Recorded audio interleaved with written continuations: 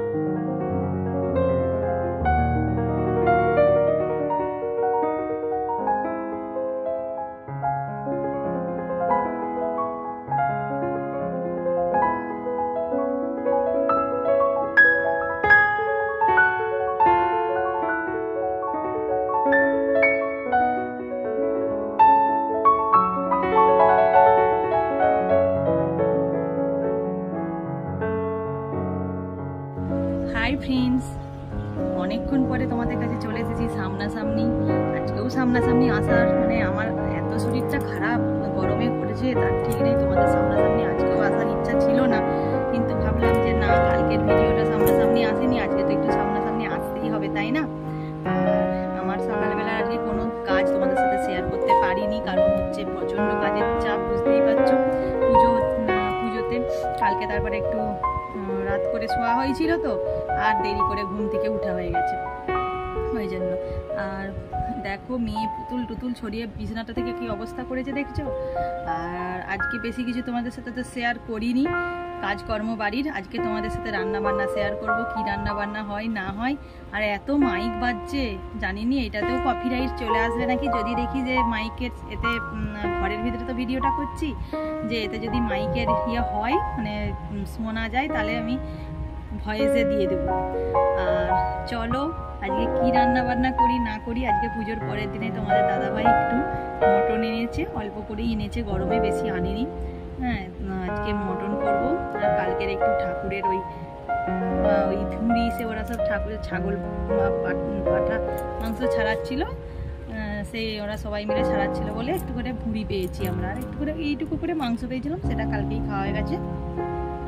আর আজকে মেয়েটা ঝপ করছিল যে মটন খাবে, আমার মেয়েটা খুব মটন খেতে ভালোবাসে জানো তো, ওই জন্য আজকে হচ্ছে ওই জন্য একটু অল্প করেই মাংস আনা হয়েছে, 250 মতন আনা হয়েছে। আমি বললাম যে বেশি আনো না, এক বেলার মতন করি। কালকে তো মাছ ধরানো হয়েছিল, মাছ তো সে ফ্রিজে আছে।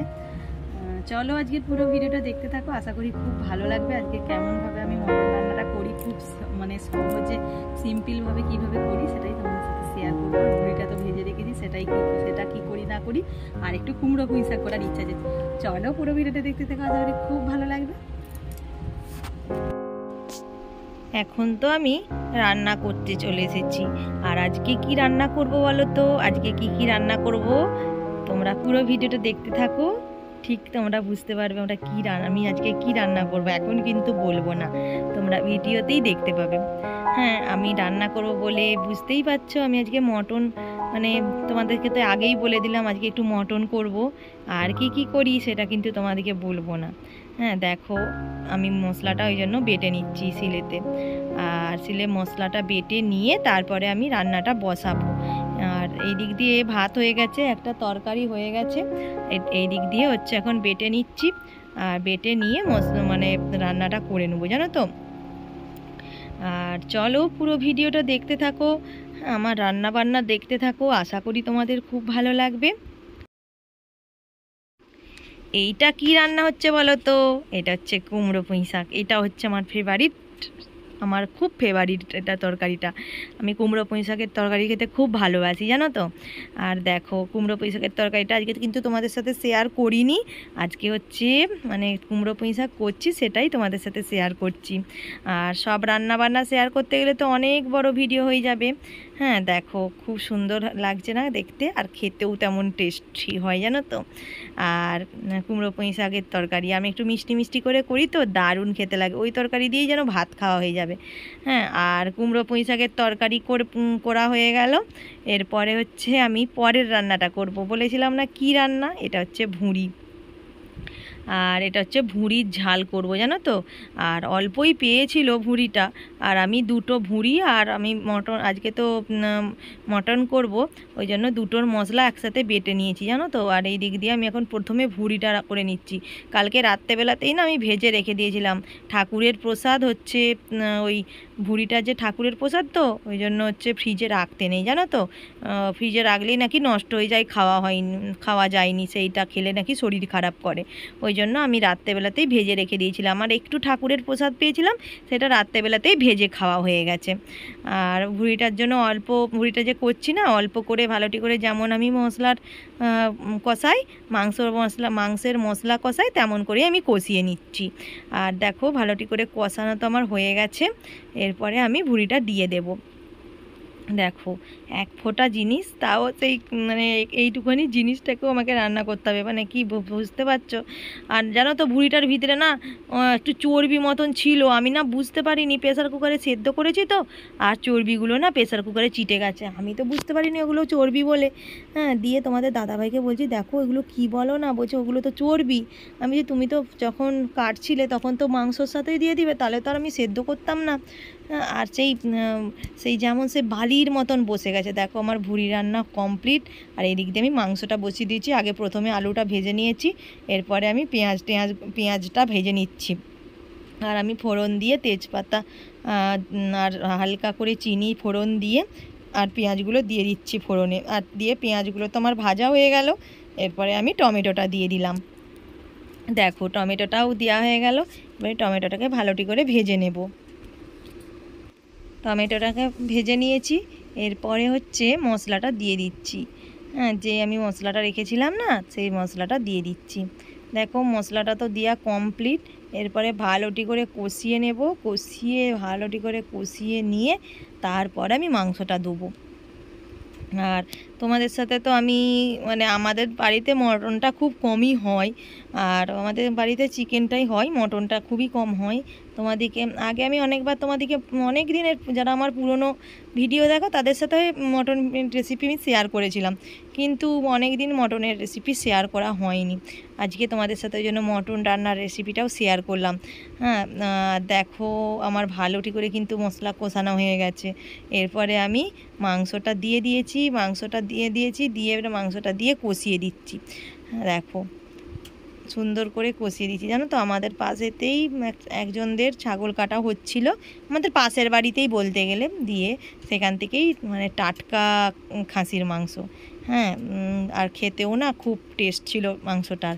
আর রান্নাটা করেছিলুম বলে না মাংসটার জন্য বেশি টেস্ট লাগছে না, আমি বুঝতে পারিনি। দেখো আমার তো মাংসটা ভালোটি করেই কষানো হয়ে গেছে, এরপরে আমি জল ঢেলে দেবো মাংসটা কষিয়ে। তারপরে আমি আলুগুলো আর একটু কষিয়ে নেব, আলুগুলো আর মাংসটা একসাথে কষিয়ে নিয়ে তারপরে জল ঢালবো। দেখো দিয়ে আমি না প্রেসার কুকারে করব মাংসটা জানো। হ্যাঁ দিয়ে কষিয়ে আমি প্রেসার কুকারে ঢেলে দেবো। দেখো আমার প্রেসার কুকারে আমি ঢেলে দিয়েছি, আমার মাংস কমপ্লিটও প্রেসার কুকারেতে। দেখো প্রেসার কুকারে মাংসের ঝোলটা কেমন হয়েছে অবশ্যই কিন্তু তোমরা কমেন্ট করে জানাবে। দেখো আমি তো সাজিয়ে নিয়েছি, এবারে ভাত বাড়বো, ভাবলাম যে তোমাদের সাথে দেখিয়ে দিই তরকারিগুলো কেমন কি হয়েছে। হাই ফ্রেন্ডস, অনেকক্ষণ পরে তোমাদের সামনাসামনি চলে এসেছি। দেখো আমি একটু কাপড় পরে নিয়েছি। কোথায় যাব বলো তো?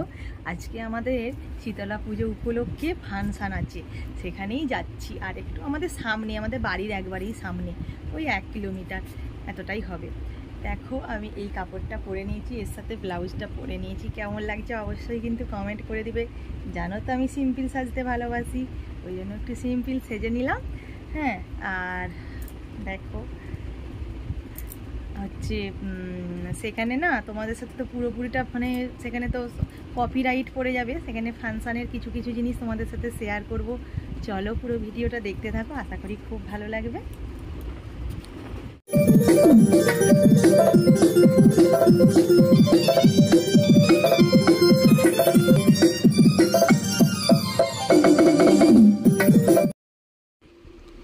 আমাদের এখানে শীতলা পুজোর মানে উদ্দেশ্যে এইখানে হচ্ছে আজকে ফাংশান, মানে পুজোর পরের দিনে আমরা ফাংশান দেখতে চলে এসেছি।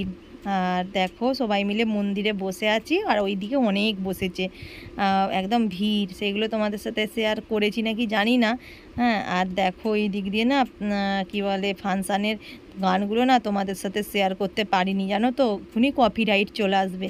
হ্যাঁ, ফাংশানের ভিডিও কি শেয়ার করবো বলো? ফাংশানের ভিডিও শেয়ার করলেই কপিরাইট চলে আসবে। দেখো সুন্দর করে আমি কিন্তু ভিডিওটা করার চেষ্টা করেছি। হ্যাঁ, কিন্তু সুন্দর নেচেওছে, জানো তো, এরা খুব সুন্দর নেচেছে। আর এই হচ্ছে মানে নাচেনি, হচ্ছে গান গায়। খুব সুন্দর মেয়েটা দেখতে, কিন্তু তো আমি এমন জায়গায় বসেছি, আমি ক্যামেরাটা করতেই পারিনি, জানো তো। আর সত্যি কথা বলতে কি, সবাই বসে আছে, আমাদের তো মানে পাড়ার ব্যাপার, বুঝতে পারছো। আমি সবার সামনে ক্যামেরা করব, মানে সেটা না আমার একটু না কেমন লজ্জা লজ্জা লাগছিল। আমি ওই জন্য না সামনে থেকে মানে ছবিটা তুলতে পারিনি। কিন্তু মেয়েটা খুব সুন্দর দেখতে আর খুব সুন্দর গান গায়, জানো তো। তোমাদের সাথে আমি শেয়ার করতে পারিনি। আমি না হলে তো তোমাদের সাথে আমি এই আমাদের দোলের সময় আমিও স্টেজে গান গেয়েছিলাম, সেটাও তোমাদের সাথে আমি শেয়ার করতাম, কিন্তু এই কপিরাইট চলে আসবে বলে না তোমাদের সাথে আমার ওই স্টেজে গান গাওয়ার ভিডিওটা তোমাদের সাথে শেয়ার করা হয়নি। আমিও একটু গান পারি, তোমাদের সাথে তোমরা যারা পুরাতন বন্ধু আছো তারা জানো, আর যারা আমার নতুন নতুন বন্ধু তারা কিন্তু জানো না। আর আমি হচ্ছে তোমাদেরকে শোনানোর চেষ্টা করব পরে, এখন নয়, এখন গরমটা একটু কমুক তারপরে। আজকের ভিডিওটা এখানেই শেষ করছি। ভালো